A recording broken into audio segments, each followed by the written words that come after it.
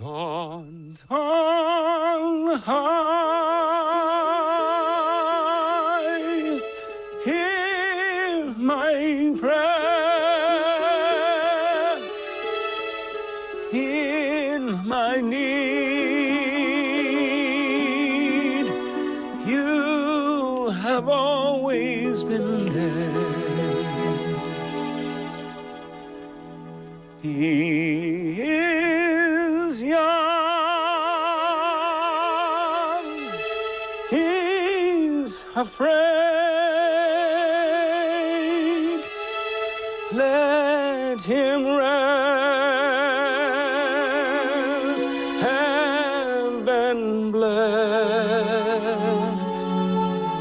Bring him home. 러시아의 우크라이나 침공에 한 달째를 맞았습니다. 우크라이나 국민들은 언제쯤 집으로 돌아갈 수 있을까요? 현지 시각으로 23일 우크라이나군이 수도 키이우 도심으로 향하던 러시아군을 동부로 밀어냈다는 외신 보도가 나왔고요.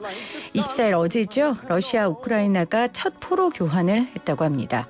유엔에서는 압도적 찬성으로 우크라이나 지원 결의안을 채택했고요. 오늘 올레나 쉐겔 한국외대 우크라이나 학과 교수와 함께 우크라이나 상황 좀 짚어보고요. 우리가 어떻게 연대할 수 있을지 생각해 보도록 하겠습니다. 교수님. 안녕하세요. 제가 안녕하세요라고 인사하기가 너무 죄송해서 그냥 교수님이라고 여쭙기만 했는데 사실 뉴스에서 우크라이나 현지 나오는 거 보면 저도 그 화면을 못 보겠는데 교수님 오죽하시겠어요. 그렇죠? 네, 정말 한 번씩 마음이 무너질 때도 있지만 그래도 이런 상황인 만큼 마음을 좀 단단하게 하고 버텨야지 무너지면 안 된다라고 이제 스스로 제가 생각할 때가 많습니다. 최근에 교수님 인터뷰 많이 하셨어요. 저도 봤는데 교수님이 몸이 10개였으면 좋겠다라는 생각을 하셨을 것 같아요. 지금 교수님이 할 수 있는 일은 이것밖에 없다고 생각하시고 지금 뛰시는 거잖아요. 그렇죠. 저는 이렇게 우크라이나에 대해 한국 분들께 이제 알려드리고 또 우크라이나에서 일어나고 있는 전쟁에 대해서 물론 이제 많이들 아시겠지만은 조금이라도 조금 더 이렇게 설명해드리고 또 제가 요즘에 이제 활동하는 것 중에 긴급 우크라이나 난민 구호 연대라는 단체에서도 지금 활동하고 있습니다. 그래서 거기서는 난민뿐만 아니라 이제 우크라이나에 있는 부상자들이라든가 하여튼 그런 인도적 지원이 필요한 사람들을 위해 네. 많은 노력을 지금 하고 있는 단체입니다. 제가 앞에 가장 최근 소식을 좀 전해드렸어요. 그러니까 우크라이나군이 수도 키이우 도심으로 향하던 러시아군을 일단 밀어냈다 이런 보도가 있는데 지금 교수님이 접한 지금 최근 소식 우크라이나 현지 상황은 어떻습니까? 아마 비슷할 겁니다. 요즘은 이제 한국 언론에서는 이 최근 소식을 잘 전달하고 있어가지고 저도 이제 그 똑같이 우크라이나 언론에서 이런 이제 소식을 많이 접하면서 근데 저는 이제 이런 언론에서 전해지는 소식이랑 또 현지에서 듣는 목소리랑 그게 조금 다르거든요. 왜냐하면 언론에서는 어떻게 보면은 좀 이렇게 크게 뭐 전체적인 그런 그림을 어떤 얘기를 많이 하시는데 저는 이제 우크라이나 각지에서 친구들, 지인들로부터 이렇게 연락을 받으면은 그게 이제 우리가 보통 왜 아까 MC님도 말씀하셨잖아요. 이제 한 달 됐다 이렇게 말씀하시는데 이 한 달이라고 하는 거는 하루하루 정말 매 순간마다 우크라이나 사람들은 죽어가고 있고 고통을 받고 있고 이게 아직은 멈출 줄 모르는 그런 아주 비극적인 상황이잖아요. 그래서 저도 지금 우크라이나를 보면서 크게 세 가지 지역으로 나눠볼 수 있을 것 같은데 하나는 이제 우크라이나가 컨트롤하고 있는 지역 그 지역은 폭격을 받는다 하더라도 이제 우크라이나로 인해 그 지역에 남아있는 민간인들한테 식량이라든가 등등 여러 가지 인도적 지원 공급이 가능한 지역들이거든요. 그래서 뭐 부산자 치료라든가 이런 건 이제 가능한 지역들인데 두 번째로는 이제 그 헤르손 같은 도시입니다. 러시아군이 쳐들어와 있고 사람들을 굉장히 이제 압박하면서 그 사람들은 그 사망자가 비교적으로 많이 발생하지 않고는 있지만은 이 사람들은 자유롭게 그렇게 못 활동을 하겠죠. 못 하고 있는 거죠. 그래서 그쪽에서도 제가 이제 수시로 연락을 주고받고 있는 친구가 있는데 제가 그 친구한테 이제 가능하면 그런 연산이라든가 이런 거는 좀 많이 보내달라고 하거든요. 네. 근데 그 친구는 그게 쉽지 않다라고 얘기를 하는 게 길거리에서 자기가 핸드폰을 들고 이렇게 찍고 있으면은 핸드폰을 베끼거나 하여튼 그 이제 못 찍게 하더라고요. 통제를 하는군요. 그렇죠. 그래서 엊그저께도 이런 상황에도 불구하고 헤르손 사람들은 시민들은 길거리에 나와서 전쟁 반대 우크라이나를 위한 그런 이제 시위를 했었는데 그때 러시아군에서는 그 정확한 이름 모르겠는데 눈물 나게 하는 그 가스를 뿌렸더라고요. 그래서 제 친구도 그때 나갔었거든요. 그래서 잘 있나 뭐 많이 다치지 않았나 제가 물어봤는데 이게 얼굴 씻고 다시 길거리로 나왔다. 근데 이제 러시아 군인들은 자기네들의 머리 위로 손을 쏜다.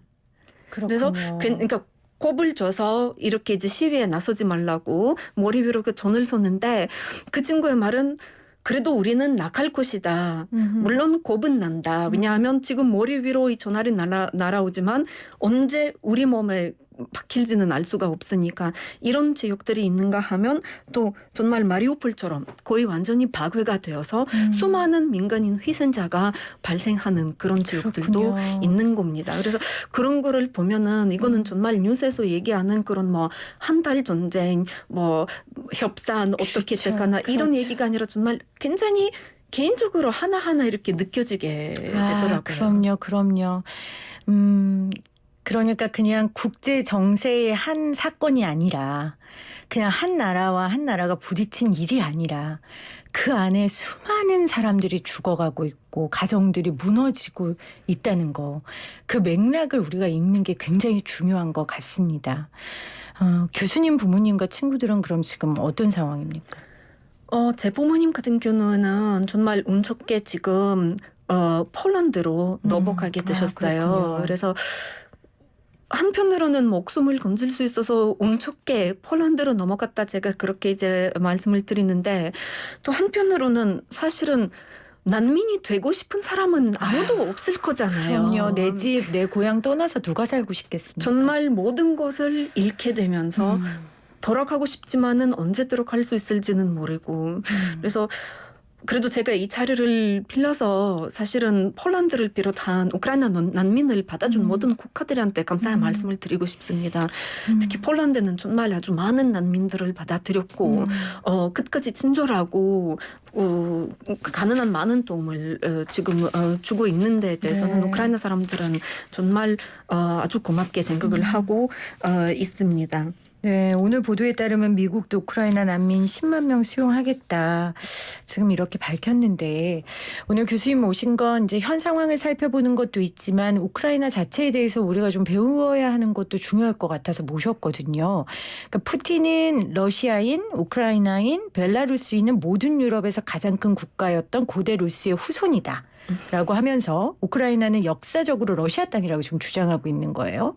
하지만 우크라이나는 오랜 세월 우크라이나의 언어와 문화를 지키기 위해 노력해왔죠. 네, 맞습니다. 뭐 사실은 우크라이나 역사에 대한 설명은 제가 뭐 몇 시간이고 계속 하실 수 설명을 드릴 있죠. 수 있는데 네. 뭐 짧게 요약해서 말씀을 드리자면 이 키이우루시라는 이 중세 국가는 현대말을 빌려서 말씀드리자면 다민족 국가였거든요.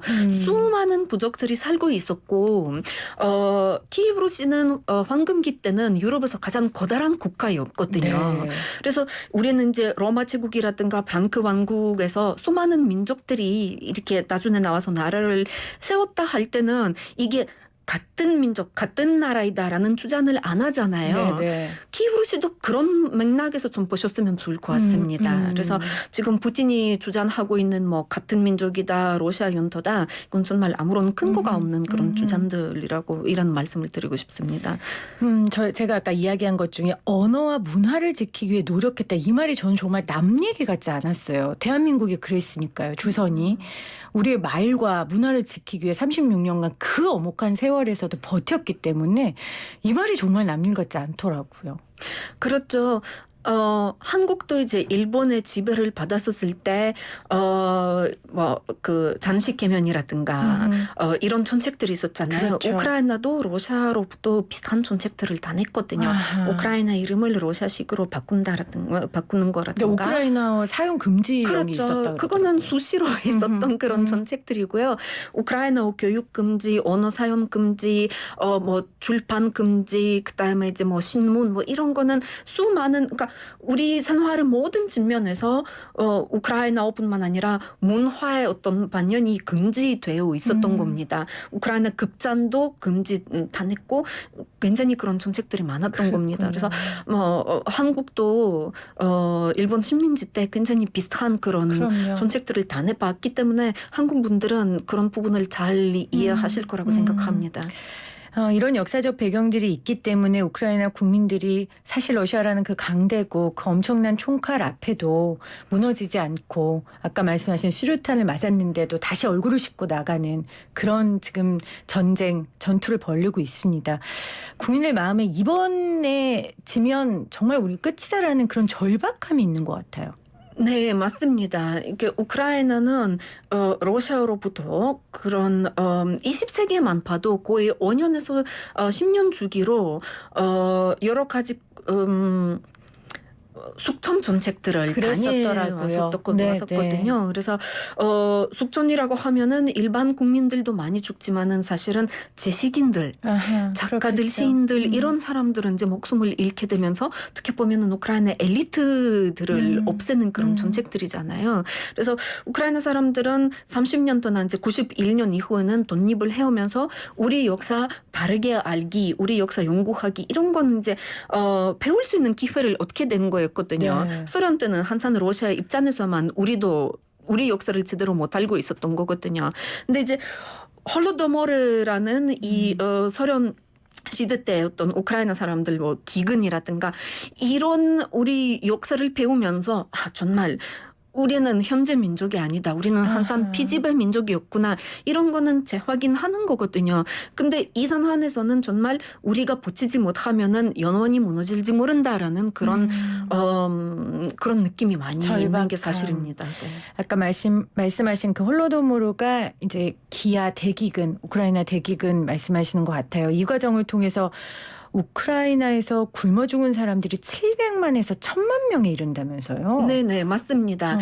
이 대기근의 이유는 뭐냐면 이 스탈린이 소련에서는 집단화 정책을 펼치려고 했었는데 도입하려고 했었는데 우크라이나에서는 이 집단화 정책에 대한 가장 많은 반대가 있었던 겁니다.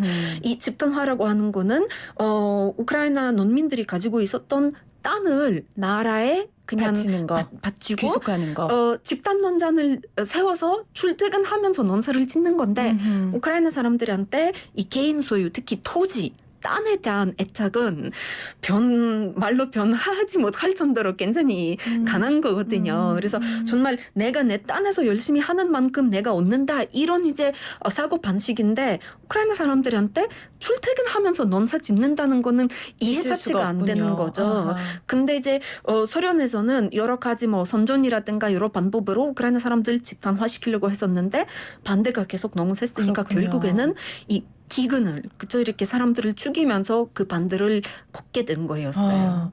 들으면 들을수록 참 우리나라 역사하고 비슷하다라는 생각들이 드네요. 저희도 뭐 한국 전쟁이 있고 그 전후에 각자 정부를 세우면서 그런 과정들을 좀 거쳤는데 한국 역사도 잘 아시니까 교수님도 좀 그런 생각 하실 것 같아요. 강대국 사이에 식민지 시절부터 민주화 운동까지 그러면서 한국처럼 짧은 역사 가운데 민주화를 정착한 것처럼 그런 바람도 있으실 것 같고요. 네, 맞습니다. 사실은 젤렌스키 대통령이 그게 한 2년 전에 인터뷰였는지 제가 정확하게 날짜가 기억 안 나는데 한국의 한 언론사와의 인터뷰에서 젤렌스키 대통령이 그렇게 얘기한 적이 있습니다. 대한민국은 우크라이나랑 지정학적으로는 굉장히 비슷하다. 이 강대국에 둘러싸여 있으며 이제 눈치를 봐야 되는 건데 그래도 그런 상황에서는 자기만의 어떤 나름의 길을 찾아서 잘 발전해왔는데 이거는 우크라이나한테는 아주 좋은 본보기가 될 것이라고 거라고 생각한다. 그래서 사실은 예전부터 우크라이나는 대한민국을 본보기로 이렇게 생각을 해왔었던 거거든요. 네. 제가 이 이야기를 하는 건 그래서 우리나라가 뭐 우월하다 이게 아니라 우리와 역사가 비슷하고 우리 아픈 길을 걸어왔기 때문에 우리가 더더욱 우크라이나에 관심을 가져야 되고 우리나라 국민들이 더 공감해 줬으면 하는 바람으로 제가 이런 말씀을 드리는 겁니다. 네. 근데 사실은 대한민국 국민들은 응원을 굉장히 많이 해주시는 거거든요. 그래서 저희로서는 고마울 수밖에 없고, 많은 분들은 저희가 이제 그 주말마다 집회를 하는데 이제 행진을 하면 이렇게 인도에 서서 박수도 쳐주시고 눈물을 흘리면서 뭐 파이팅 외치시고 이런 거는 정말 큰 힘이 됩니다. 정말 울컥울컥 하실 때 많으실 것 같아요. 그렇죠? 버텨야죠. 버텨야죠. 버텨야죠. 지금도 눈이 빨개지셨는데도 지금 그 버티시는 그 모습이 정말 우크라이나 사람들이 러시아로부터 존엄을 지키기 위해 자유를 찾기 위해 오랫동안 싸우고 있었던 그 모습인 것 같아서 저도 존경의 말씀을 좀 드립니다. 앞으로 얘기를 좀 해보죠. 일단 우크라이나와 러시아의 휴전 협상이 4차까지 이어지고 있고 우크라이나는 정전, 즉각 철군, 안전보장을 요구하고 있어요. 그리고 러시아는 크림반도와 돈바스 등 분쟁 지역에 대한 러시아의 주권 인정, 그리고 나토와의 포기, 헌법 개정 이걸 요구하고 있는데 이게 협상이 되겠습니까? 협상이 안 되겠죠. 안 되겠죠. 왜냐하면 이 조건들은 조건들이 아니라 정말 일반적인 한복 요구에 비슷한 그런 말들로밖에 안 들리기 때문에 그리고 아까 분쟁 지역이라는 그런 표현을 쓰셨는데 이 표현은 그렇네요. 죄송합니다. 이건 우크라이나 땅인데요. 정말 우크라이나 연도인데 러시아군이 쳐들어와 있는 상황에서는 네, 그 분쟁 지역이라고 보기가 좀 힘들 것 같고 독도를 가진 제 입장에서 제가 이런 표현을 썼네요. 죄송합니다. 언론들이 좀 반성해야 됩니다. 그러니까 러시아에서 그런 표현을 많이 쓰는 맞습니다. 거거든요. 네. 그러다 보니까 이제 언론들도 이 표현을 그대로 쓰고 있고 그래서 저도 이 표현을 아무 생각 없이 썼는데 그렇죠. 크림반도 돈바스 다 우크라이나 땅인데. 그렇죠. 지금 러시아가 요구하는 거는 단순히 크림반도란 돈바스 지역뿐만 아니라 이 돈바스 지역이라고 할 때는 루한스크주, 도네츠크주 원래 2014년에 침략한 연토보다 훨씬 더 넓은 그런 연토를 지금 요구하고 있고 뿐만 아니라 지금 러시아 입장을 들어보시면은 지금 러시아군이 이렇게 그 저들어와 있는 그 선 있잖아요. 그 선까지 연토를 나누자라고 얘기를 하는 거거든요. 그럼 우크라이나로서는 절대로 받아들일 수 없는 그런 조건들이죠.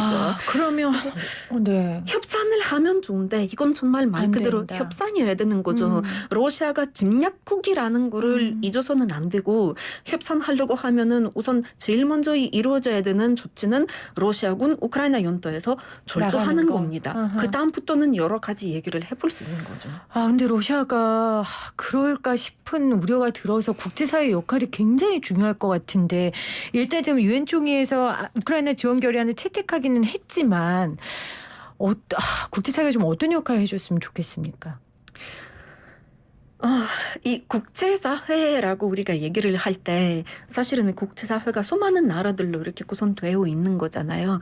그러면 미국이 해야 되는 역할, 그다음에 이제 유럽 국가들 해야 되는 역할, 뭐 한국이 해야 되는 역할은 분명히 똑같지는 않습니다. 이렇게 각 국가가 해야 된다는 편보다 해줄 수 있는 그런 부분들이 있지 않습니까? 그래서 사실은 미국이나 유럽 같은 경우는 뭐 우크라이나의 바람이지만은 무기를 조금 더 많이 적극적으로 지원을 해줬으면 합니다. 네. 항상 우크라이나가 해왔던 얘기지만 다른 나라들은 군인을 보낼 필요가 없다. 보병할 필요가 없다. 무기만 보내달라. 우리는 알아서 싸워주겠다. 이렇게 이제 얘기를 해왔잖아요. 근데 실제적으로는 지금 우크라이나에 무기도 부족하지만 이 보호 장비들 제가 인터뷰마다 하는 얘기지만은 그러니까 반탄복, 반탄모 그다음에 이제 부상을 입었을 때는 이 출혈 멈추는 뭐 그런 것들 있잖아요.